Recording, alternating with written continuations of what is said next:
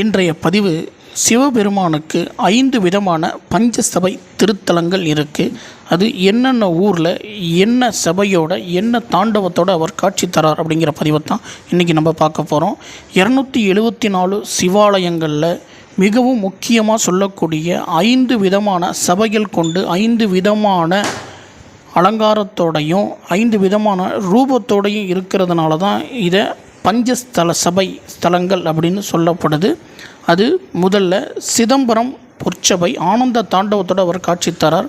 மதுரை வெள்ளி சபை சந்தியா தாண்டவத்தோட காட்சி தரார். 3வது திருவலங்காடு ரத்தின சபை ஊர்த்த தாண்டவத்தோட காட்சி தரார்.